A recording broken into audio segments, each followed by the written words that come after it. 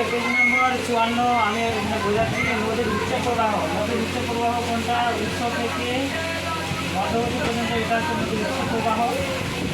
তো এই উচ্চ প্রবাহে সমভূমিতে নামা পর্যন্ত এটাকে উচ্চ প্রবাহ বলে। মানে নদী যখন নিচু থেকে নিচু দিকে নামতে থাকে এবং মধ্যবর্তী যেখান থেকে শুরু হয় এটা হচ্ছে নদীর কোন প্রবাহ?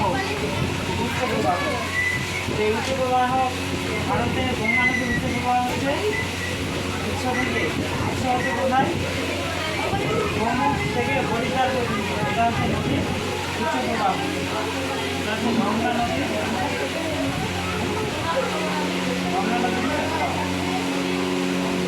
এবার হচ্ছে ভি আকৃতি উপত্যকা কাকে বলে?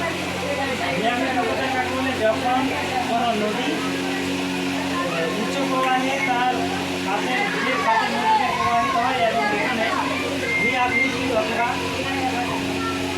আই আকৃতির উপত্যকা সৃষ্টি হয়, এটাকে বলা হয় গিরিখা। এবার দেখো এই গিরিখার উৎপত্তি হওয়ার কারণ হচ্ছে ছোটো বড়ো পাথরগুলো উচ্চ প্রবাহ থেকে ধীরে ধীরে প্রচণ্ড জলের স্রোতের সঙ্গে নামতে শুরু করে, তার জন্য সেখানে আই এবং ভি আকৃতির উপত্যকা সৃষ্টি হয়, এটাকে বলা হয় গিরিখা। এবার যেগুলো জায়গা বৃষ্টিহীন অঞ্চল এগুলোকে বলা হয় ক্যানিয়ন। এগুলোতে রয়েছে জল আর উপরের দিকে রয়েছে শুষ্ক, এটাকে বলা হয় ক্যানিয়ন। তো এই ক্যানিয়ন কথা দেখা যায় এটা হচ্ছে মার্কিন যুক্তরাষ্ট্রের কলোরাডো নদীর গ্র্যান্ড ক্যানিয়ন।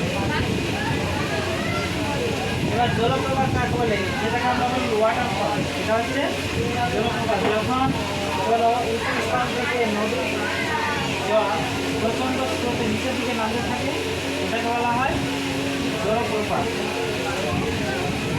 এটা আবার কীভাবে